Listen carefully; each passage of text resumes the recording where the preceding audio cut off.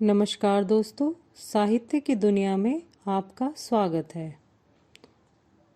तो आज सुनिए मोहन राकेश जी के द्वारा लिखी गई कहानी उसकी रोटी। तो चलिए शुरू करते हैं कहानी। बालों को पता था कि अभी बस के आने में बहुत देर है, फिर भी पल्ले से पसीना पोंछते हुए उसकी आंखें बार बार सड़क की तरफ उड़ जाती थी। नकोदर रोड के उस हिस्से में आसपास कोई छायादार पेड़ भी नहीं था। वहां की जमीन भी बंजर और उबड़ खाबड़ थी। खेत वहां से 30-40 गज के फासले से शुरू होते थे और खेतों में भी उन दिनों कुछ नहीं था। फसल काटने के बाद सिर्फ जमीन की गोडाई ही की गई थी, इसलिए चारों तरफ बस मटियालापन ही नजर आता था। गर्मी से पिंगली हुई नकोदर रोड का हल्का सुरमई रंग ही उस मटियालेपन से जरा अलग था। जहां बालों खड़ी थी, वहां से थोड़े फासले पर एक लकड़ी का खोखा था। उसमें पानी के 2 बड़े मटकों के पास बैठा एक अधेड़ सा व्यक्ति ऊँघ रहा था। ऊँघ में वह आगे को गिरने को होता तो सहसा झटका खाकर संभल जाता। फिर आसपास के वातावरण पर एक उदासी सी नजर डालकर और अंगोछे से गले का पसीना पोंछकर वैसे ही ऊँघने लगता। एक तरफ 2.5-3 फुट में खोखे की छाया फैली थी और एक भिखमंगा जिसकी दाढ़ी काफी बड़ी हुई थी, खोखे से टेक लगाए ललचाई आंखों से बालों के हाथों की तरफ देख रहा था। उसके पास ही एक कुत्ता दुबक कर बैठा था और उसकी नजर भी बालों के हाथों की तरफ थी। बालों ने हाथ की रोटी को मैले आंचल में लपेट रखा था। वह उसे बंद नजर से बचाए रखना चाहती थी। रोटी वह अपने पति सुच्चा सिंह ड्राइवर के लिए लाई थी, मगर देर हो जाने से सुच्चा सिंह की बस निकल गई थी और वह अब इंतजार में खड़ी थी कि बस नकोदर से होकर लौट आए तो वह उसे रोटी दे दे। वह जानती थी कि उसके वक्त पर न पहुंचने से सुच्चा सिंह को बहुत गुस्सा आया होगा। वैसे ही उसकी बस जालंधर से चलकर 2 बजे वहां आती थी और उसे नकोदर पहुंचकर रोटी खाने में 3-3:30 बज जाते थे। वह उसकी रात की रोटी भी उसे साथ ही दे देती थी, जो वह आखिरी फेरे में नकोदर पहुंचकर खाता था। 7 दिन में 6 दिन सुच्चा सिंह की ड्यूटी रहती थी। 6 दिन वही सिलसिला चलता था।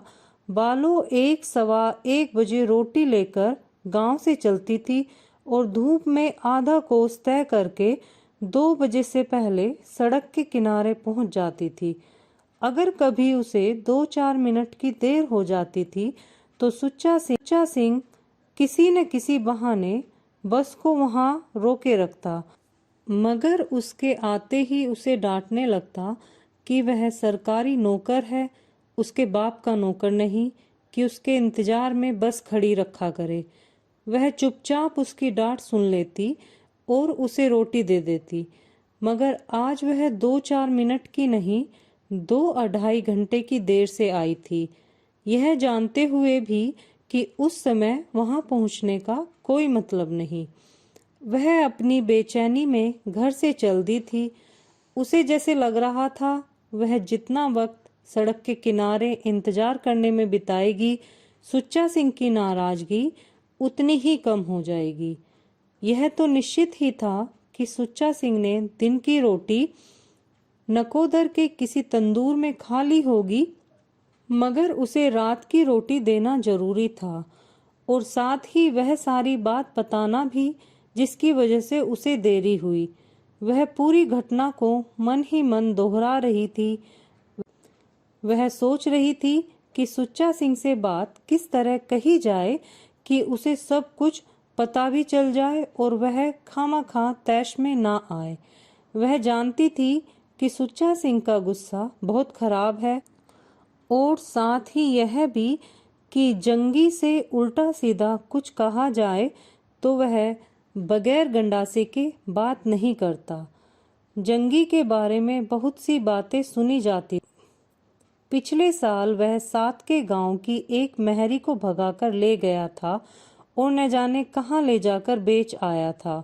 फिर नकोदर के पंडित जीवाराम के साथ उसका झगड़ा हुआ तो उसे उसने कत्ल करवा दिया।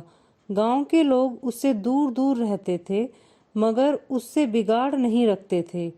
मगर उस आदमी की लाख बुराइयां सुनकर भी उसने यह कभी नहीं सोचा था कि वह इतनी गिरी हुई हरकत भी कर सकता है कि 14 साल की जिंदा को अकेली देखकर उसे छेड़ने की कोशिश करे।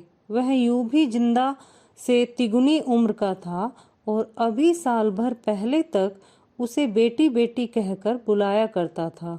मगर आज उसकी इतनी हिम्मत पड़ गई कि उसने खेत से आती जिंदा का हाथ पकड़ लिया और उसने जिंदा को नंती के यहाँ से उपले मांग लाने को भेजा था। इनका घर खेतों के एक सिरे पर था और गांव के बाकी घर दूसरे सिरे पर थे।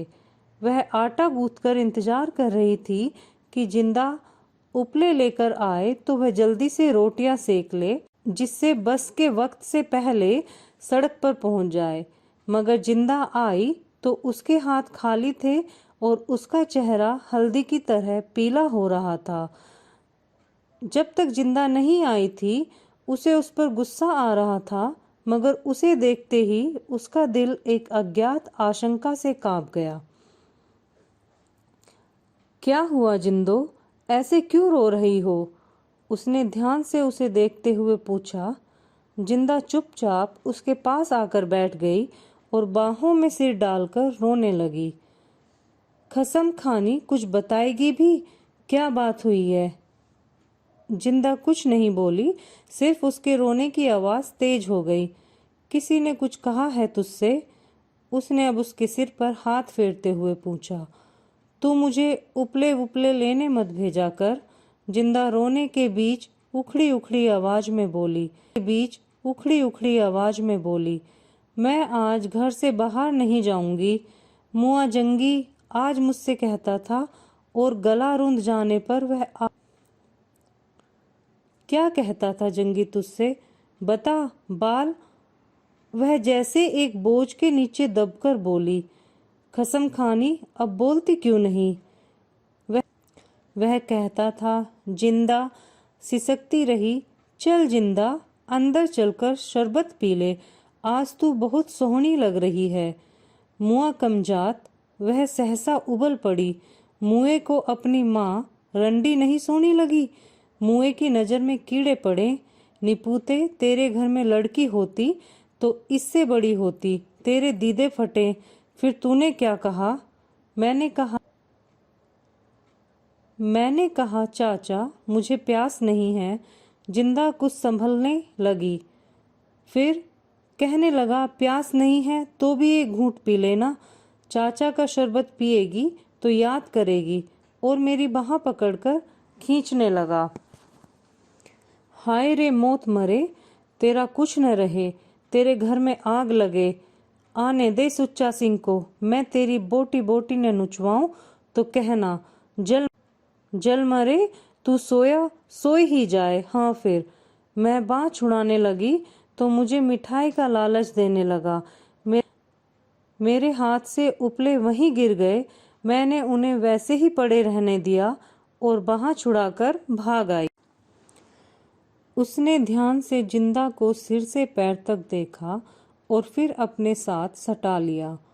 और तो नहीं कुछ कहा उसने। जब मैं थोड़ी दूर निकल आई तो पीछे से ही करके बोला, बेटी तू बुरा तो नहीं मान गई? अपने उपले तो उठा कर ले जा।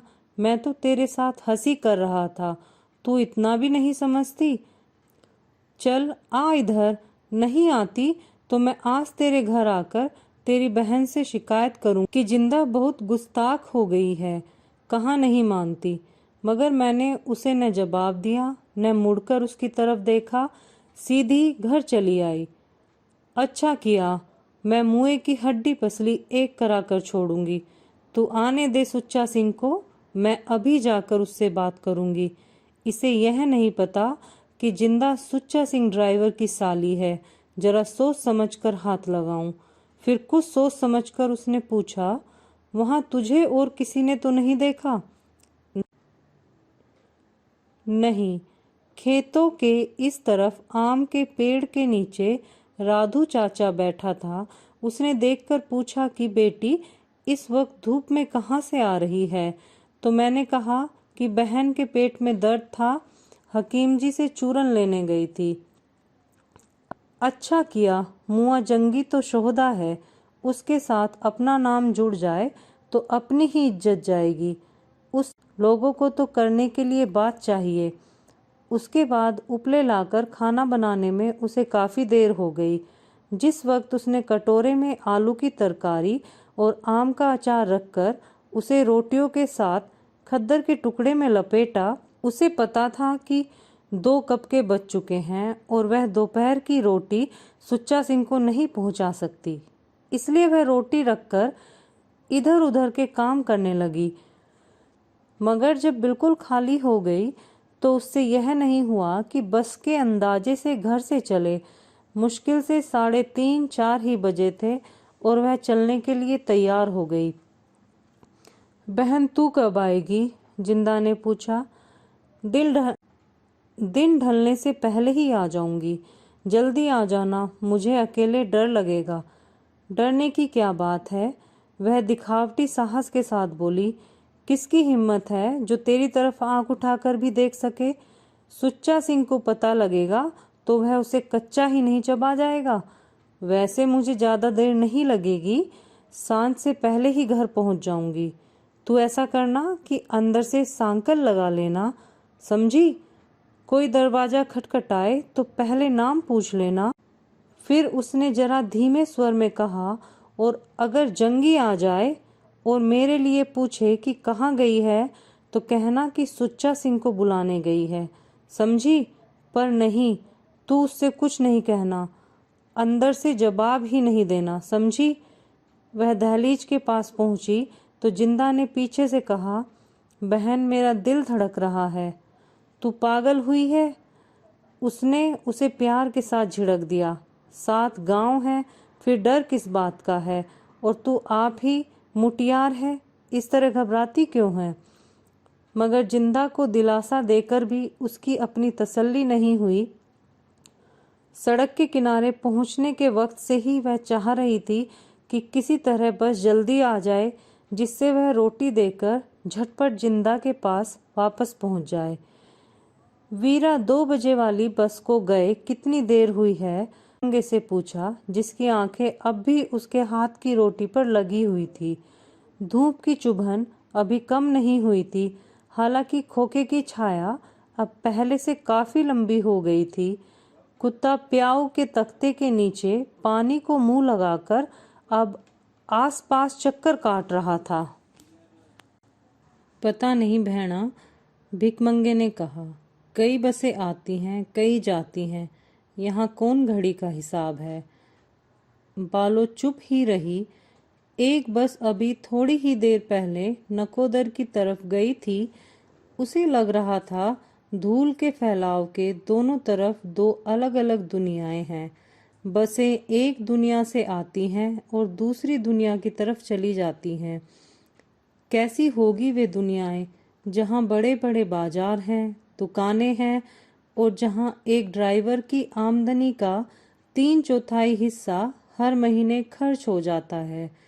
देवी अक्सर कहा करता था कि सुच्चा सिंह ने नकोदर में एक रखेल रख रखी है।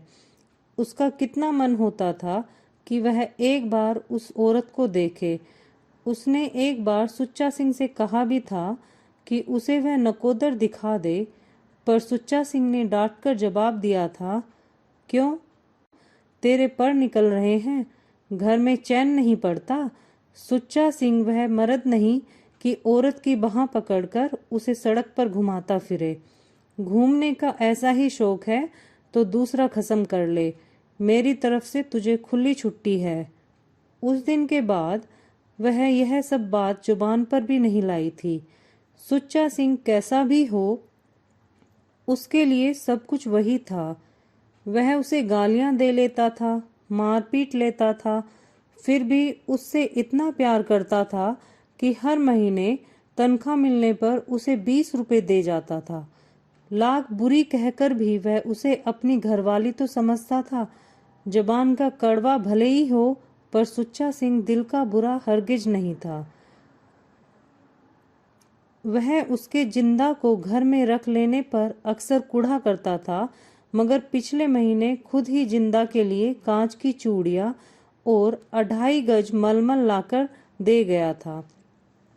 एक बस धूल उड़ाती आकाश के उस छोर से इस तरफ को आ रही थी। बालों ने दूर से ही पहचान लिया कि वह सुच्चा सिंह की।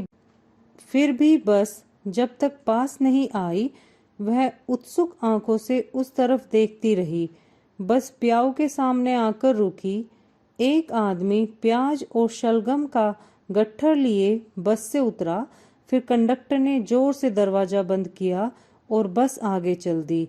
जो आदमी उससे उतरा था, उसने प्याऊ के पास जाकर प्याऊ वाले को जगाया और चुल्लू से 2 लोटे पानी पीकर मूछें साफ करता हुआ अपने गट्ठर के पास लौट आया। वीरा नकोदर से अगली बस कितनी देर में आएगी? बालों ने 2 कदम आगे जाकर उस आदमी से पूछ लिया। घंटे घंटे के बाद बस चलती है माई, वह बोला। तुझे कहाँ जाना है?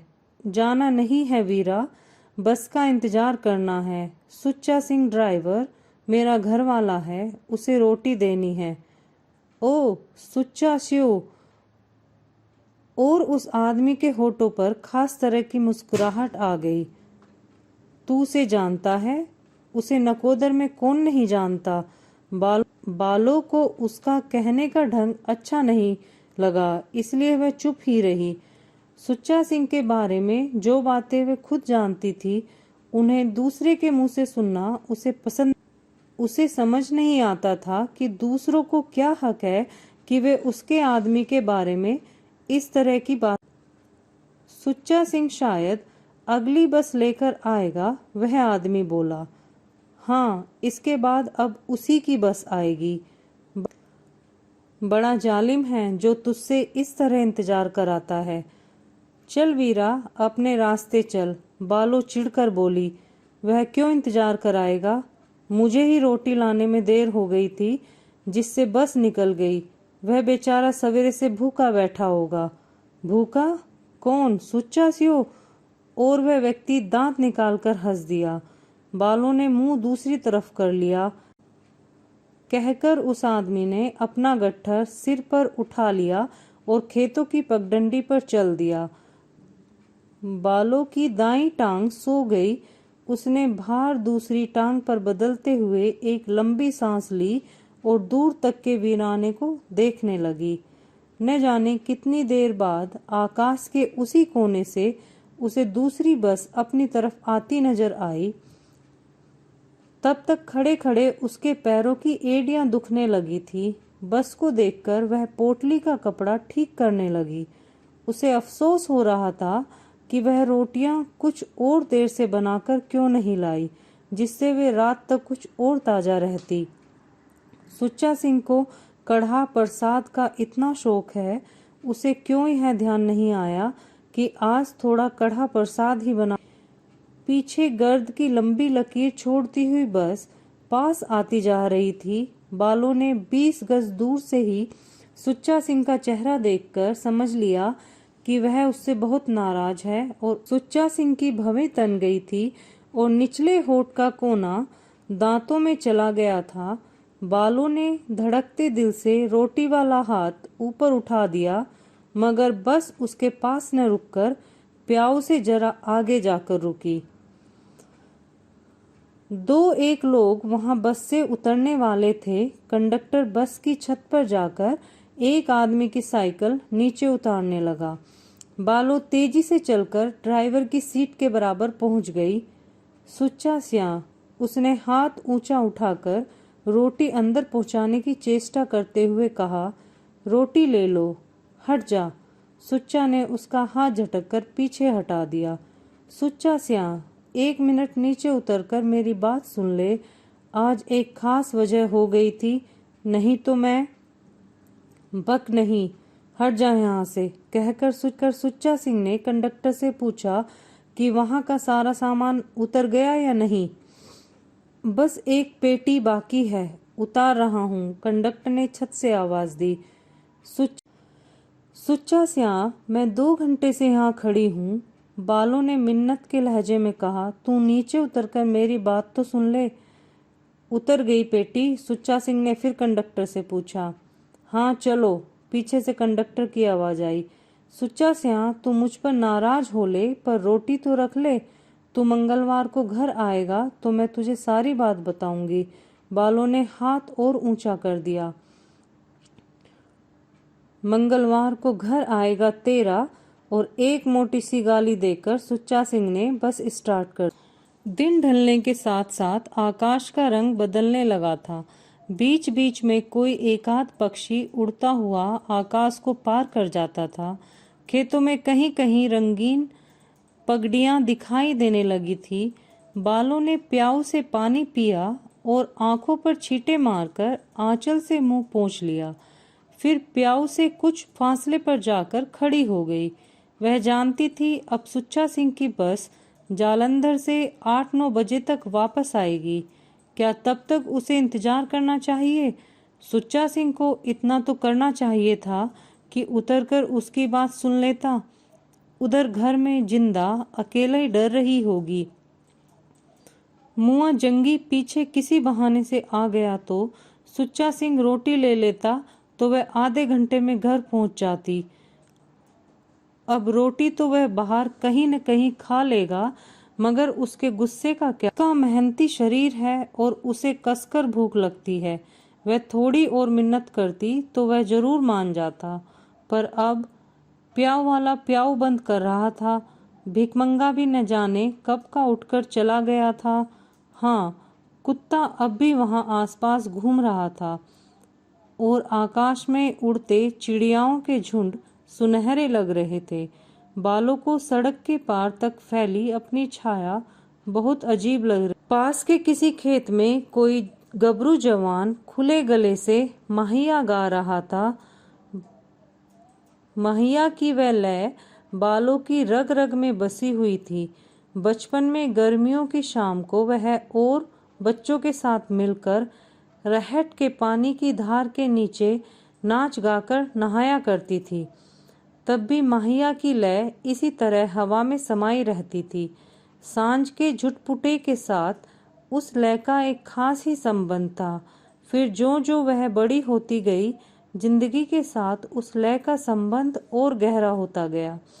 उसके गांव का युवक लाली था जो बड़ी लोच के साथ माहिया गाया करता था। उसने कितनी बार उसे गांव के बाहर पीपल के नीचे कान पर हाथ रखकर गाते सुना था, और पारों के साथ वह देर तक उस पीपल के पास खड़ी रहती थी। फिर एक दिन आया जब उसकी माँ कहने लगी कि वह अब बड़ी हो गई है, उसे इस तरह देर देर तक पीपल के पास खड़ी नहीं रहना चाहिए। उन्हीं दिनों उसकी सगाई की भी चर्चा होने लगी। जिस दिन सुच्चा सिंह के साथ उसकी सगाई हुई, उस दिन पारो आधी रात तक ढोलक पर गीत गाती रही थी। गाते गाते पारो का गला रह गया था और वह ढोलक छोड़ने के बाद उसे बाहों में लिए हुए गाती रही थी। वह नहीं जानती थी कि उसका वर कौन है, कैसा है, फिर भी उसका मन कहता था कि उसके वर की सूरत शक्ल ठीक वैसी ही होगी जैसे कि गीत की कड़ियां सुनकर सामने आती हैं। सुच्चा सिंह ने जब उसका घूंघट हटाया तो उसे देखकर लगा कि वह सचमुच वैसा ही कन्हैया वर पा गई। सुच्चा सिंह ने उसकी ठोड़ी ऊंची की तो न जाने कितनी लहरें उसके सिर से उठकर पैरों के नाखूनों में जा समाई। उसे लगा कि जिंदगी न जाने ऐसी कितनी सी हरणों से भरी होगी जिन्हें वह रोज रोज महसूस करेगी और अपनी याद में संजोकर रखती जाएगी। माई, अंधेरा हो रहा है, अब घर जा, यहाँ खड़ी क्या कर रही है? प्याऊ वाले ने चलते हुए उसके पास रुककर कहा। वीरा, यह बस 8-9 बजे तक जालंधर से लौटकर आ जाएगी ना? बालों ने दयनीय भाव से उससे पूछ लिया, क्या पता कब तक आए, तू उतनी देर यहाँ खड़ी रहेगी? वीरा, उसकी रोटी जो देनी है, उसे रोटी लेनी होती तो ले लेता, उसका तो दिमाग ही आसमान पर चढ़ा रहता है। वीरा, मर्द कभी नाराज हो जाता है, इसमें ऐसी क्या बात है? अच्छा खड़ी रह, तेरी मर्जी, बस 9 से पहले क्या आएगी? चल, जब भी आएगी। प्याऊ वाले से बात करके वह निश्चय खुद ब खुद हो गया, जो वह अब तक नहीं कर पाई थी, कि उसे बस के जालंधर से लौटने तक वहां रुकी रहना है। जिंदा थोड़ी डरेगी, इतनी ही तो न। जंगी की अब दोबारा उससे कुछ कहने की हिम्मत नहीं पड़ सकती। आखिर गांव की पंचायत भी तो कोई चीज है। दूसरे की बहन बेटी पर बुरी नजर रखना मामूली बात है। सुच्चा सिंह को पता चल जाए तो वह उसे कोसों दूर से पकड़कर सारे गांव में नहीं घसीट देगा। मगर सुच्चा सिंह को यह बात न बताना ही शायद बेहतर होगा। क्या पता इतनी सी बात से दोनों में सिर फुटअव्वल हो जाए। सुच्चा सिंह पहले ही घर के झंझटों से घबराता है, उसे और झंझट में डालना ठीक नहीं। अच्छा हुआ जो उस वक्त सुच्चा सिंह ने बात नहीं सुनी। वह तो अभी कह रहा था कि मंगलवार को घर नहीं आएगा। अगर वह सचमुच न आया तो, और अगर उसने गुस्सा होकर घर आना बिल्कुल छोड़ दिया तो नहीं, वह उसे कभी कोई परेशान करने वाली बात नहीं बताएगी। सुच्चा सिंह खुश रहे, घर की परेशानियां वह खुद संभाल सकती है। वह जरा सा सिहर गई। गांव का लोटू सिंह अपनी बीवी को छोड़कर भाग गया था। उसके पीछे वह टुकड़े टुकड़े को तरस गई थी। अंत में उसने कुएं में छलांग लगाकर आत्महत्या कर ली थी। पानी से फूलकर उसकी देह कितनी भयानक हो गई थी। उसे थकान महसूस हो रही थी, इसलिए वह जाकर प्याऊ के तख्ते पर बैठ गई। अंधेरा होने के साथ साथ खेतों की हलचल फिर शांत होती जा रही थी। माहिया के गीत का स्थान अब झिंगुरों के गीत ने ले लिया था। एक बस जालंधर की तरफ से और एक नकोदर की तरफ से आकर निकल गई। सुच्चा सिंह जालंधर से आखिरी बस लेकर आता था। उसने पिछली बस के ड्राइवर से पता कर लिया था कि अब जालंधर से ही एक बस आनी रहती है। अब जिस बस की बत्तियां दिखाई देगी वह सुच्चा सिंह की ही बस होगी। थकान के मारे उसकी आंखें मुंदी जा रही थी। वह बार बार कोशिश से आंखें खोलकर उन्हें दूर तक के अंधेरे और उन काली छायाओं पर केंद्रित करती जो धीरे धीरे गहरी होती जा रही थी। जरा सी भी आवाज होती तो उसे लगता कि बस आ रही है और वह सतर्क हो जाती। मगर बत्तियों की रोशनी न दिखाई देने से एक ठंडी सांस भरकर फिर से निढाल हो जाती। दो एक बार मुंदी हुई आंखों से जैसे ही बस की बत्तियां अपनी ओर आती देखकर वह चौंक गई, मगर बस नहीं आ रही थी। फिर उसे लगने लगा कि वह घर में है और कोई जोर जोर से घर के किवाड़ खटखटा रहा है। जिंदा अंदर सहम कर बैठी है, उसका चेहरा हल्दी की तरह पीला हो रहा है। रहट के बैल लगातार घूम रहे हैं। उनकी घंटियों की ताल के साथ पीपल के पेड़ के नीचे बैठा एक युवक कान पर हाथ रख के माहिया गा रहा था। जोर की धूल उड़ रही है और धरती आकाश की हर एक चीज को ढकने ले रही है। वह अपनी रोटी वाली पोटली को संभालने की कोशिश कर रही है, मगर वह उसके हाथ से निकलती जा रही है।